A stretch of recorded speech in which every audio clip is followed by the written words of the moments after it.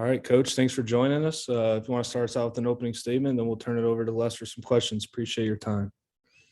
Appreciate you being here, Les. Got another good start out of Rhett Lauder. It's been tough on him. I feel bad for Rhett because he's been sitting in the dugout for a while in all his starts, and kind of hard to keep focused, and kind of gave up a couple cheap runs there at the end, 4-pitch walk, and then a kind of ball that sneaks through, and then a double in the gap, and that happens. But really pleased with the way, obviously, he's throwing the ball. Good to save some pitch count. We kind of went into this game thinking he'd throw 6, and Ox would throw the 7th, Gabe would throw the 8th, and Crawford would throw the 9th. And it's always good when that plan kind of comes together. Wanted to save Manassi, Adler, and Crum for tomorrow. But pleased with the win offensively. I thought we did a good job. Their starter struck out the side in the first, of course, but after that, I thought we did a good job getting on time for his fastball and forcing him to elevate the ball after the first. So, pleased with our team. Our base running, we still need to clean that up. To me, that's the one thing I'm a little disappointed in. We got backpicked, we got picked off, we had a couple of questionable reads on the bases. So we need to still do a better job on the bases. But, all in all, pleased with the effort. And, big game tomorrow. Their number one is really good, and they've had success with him on the mound. They're an NCAA tournament team last year. So we'll need a good start out of Josh Hartle, and then we've got Manassi, Crum, and Adler ready to roll. So, if we get a good solid start out of Josh, then we should be in good shape. Tom, you talked about being able to follow exactly the plan you had in mind in terms of pitching. As a college baseball coach, how rare is that? Is it 40% of the time you're able to do that? It doesn't seem like it's the majority of the time, right?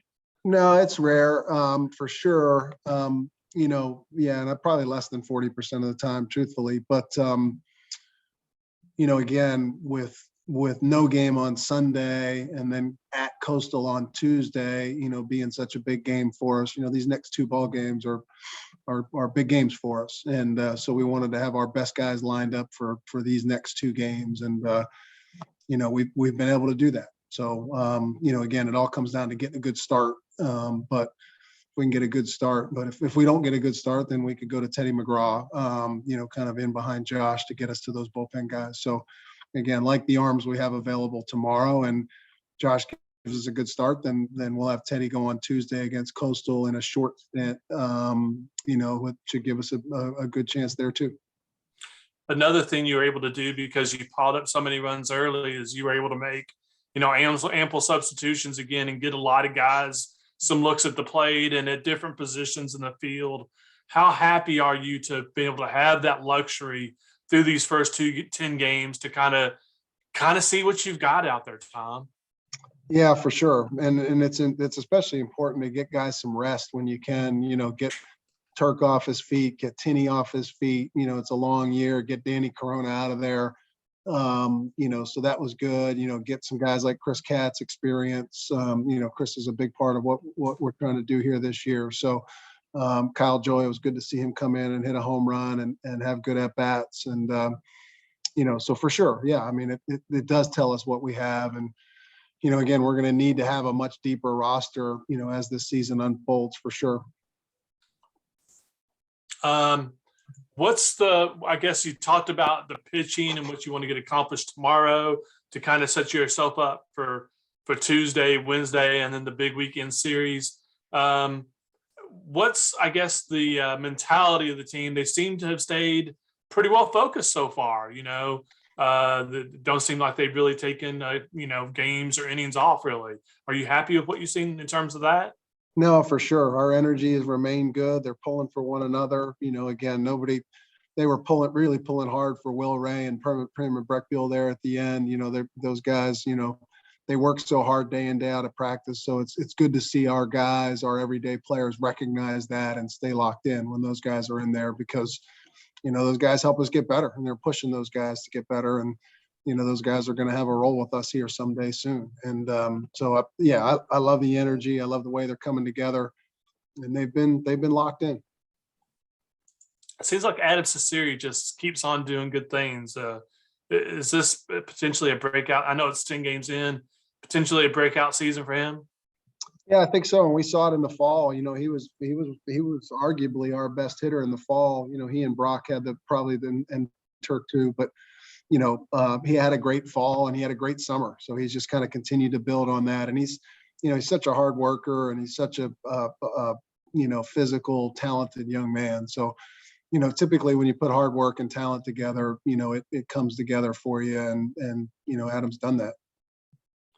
And then I don't necessarily remember a single play, but it seems like you're getting really good play from Nick at first base. He seems like he does your infielders a lot of favors at times. Not that they've needed as much as in the past, but when they need a favor, he usually is able to provide that, right? Well, without a question. I mean, he's picked, he's got to have 8 or 9 picks on the year so far. And again, he makes them look easy and, so far. And then, even that play, he almost made the play on Brock's ball where he shuffles back to the back corner of that bag. I mean, that would have been, between the play Brock made just to get to that ball and then Nick's stretch, if he hangs on to that ball, that might've been a Sports Center play there. That was a pretty amazing play on both ends of that. So yeah, it makes a huge difference for sure. And the reality is Jake Reinish is a good first baseman, but Nick Kurtz is a plus first baseman. Yeah, he'll probably be doing that, for a long time. I would think there's a good chance of that for sure. I think that's all I've got, Tom. I appreciate your time. Best of luck tomorrow, and as you guys get ready for a big week next weekend. Awesome. What's basketball got next? Do they have one more game? They are off. They've got off this weekend, and then they have. All right, Les, we got Brock here. What's up, my man? What's up, Brock Wilkin? How are you, man? I'm good. So what's the start of the season been like for you, Brock? Just walk me through 10-0. I think that's the best you can be through 10 games. So kind of how's that feeling? It's unreal. Our clubhouse is so fun. Our dugout is so fun, having fun, messing with each other, pulling for one another. It's been a team like I've never been a part of, always pulling, everyone's pulling the same direction for one another, each player, starters, non-starters, 1 through 39. So, it's been a huge turnaround and a really fun experience for the first 10 games. And I guess you could make the argument, I know you guys have had to come back in a couple games, but you could make the argument that you really haven't taken anything for granted. You guys have mentally stayed connected, despite the level of opposition so far. That has to be pretty encouraging, right? 100%. You're 100% right on that. That's kind of our goal, as a squad, basically stepping on people's throats, no matter what. Staying on the gas.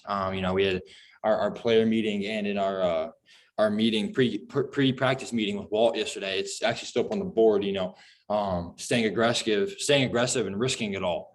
Right. That's what we've been in on, as a team collectively, going all in, right. All in every single pitch, no matter what. And if we can do that, we can stay in, focused, locked in, and, giving it our all every single pitch. The record speaks for itself right now. How good is it feeling for you to know you've got Adam and Turk behind you in the batting order? I mean, that's got to be pretty good protection. You got to be feeling like you might actually see some pitches this year. Yeah, 100%. Those guys are just as good as anybody out there, right? So those guys, they do a tremendous job. Even if a team wants to, not directly come at me, or however you want to put that, right? I know my guy Sess and Turk in front of me and Tins behind Sess. They're just gonna be unreal no matter what. And that's, that goes all the way up and down the lineup. It's not just those guys. That's our goal, right? Picking each other up after AB, stacking quality at bats together. So I wouldn't say it's just those two guys thing, right? It's a whole lineup thing that we're just stacking quality at bats, and I can't tell you how many times, Turk's gotten out or something. He said, pick me up right here. Right. And, I pick him up with a hard hit ball, be a hit or an out, doesn't matter. I've gotten out plenty of times, come back to Seth, giving him the scouting report, say, hey, pick me up right here. Right. And, that just goes through the lineup. And I think that's why we're having some success right now. So we're pulling for each other and we have each other's backs. How good is it to have the ability to see so many of your teammates get a chance to get on the field early in the season? I mean, you're looking at the scorecard today and it looks like there's 20 guys who played. It probably wasn't 20, but you're seeing a lot of your teammates getting a chance to be a part of this early. Is that a lot of fun? It's super fun, especially seeing how hard a bunch of these guys work, especially the freshmen and sophomores, that are getting to work, grinding every single day. It's really exciting to get to see those guys go in, and most of them have success right away, which is even better. It's a really cool thing to watch. I think I have a special connection with some of the freshmen, and watching those guys come in. It's really cool because, it's a testament of not only how good we are, but also how much work that we've put in, right? We put in so much work. The outcomes are the outcomes. And that's why a lot of people are getting other chances to prove themselves, to, get ABs, get innings, you name it. It's really fun to watch. You have Coastal on Tuesday, and then a huge start of the ACC season with the series against Florida State next weekend. But before that, you've got Central Michigan tomorrow. How do you even though I'm asking you about those other teams, how do you and your team kind of stay focused to be sure to take care of business tomorrow before you move on to some bigger challenges next week? Well, it's always a challenge, right? Because, especially who we are as a program, and especially the way we've been playing this year, everybody's coming at us. Everybody's going to throw their number one. And it's awesome. We love that challenge. Come on, give it to us. Throw your number one. Let's go toe to toe right now. But like I said earlier, staying all in, risking it all, staying aggressive. Some other things are just moving our needle the last 5%.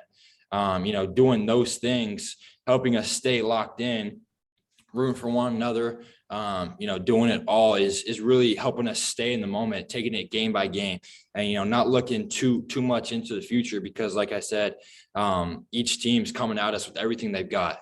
They want to beat us, especially on our turf. So, the more we stay locked in, the better it is for us. Cool. Thank you so much for your time, Brock. I appreciate it. Congrats on the win tonight, and best of luck in the coming games. Yes, sir. Thank you so much, Les. I'll see you soon. Thanks. All right, Les, appreciate you. Thanks, Ron. I appreciate you.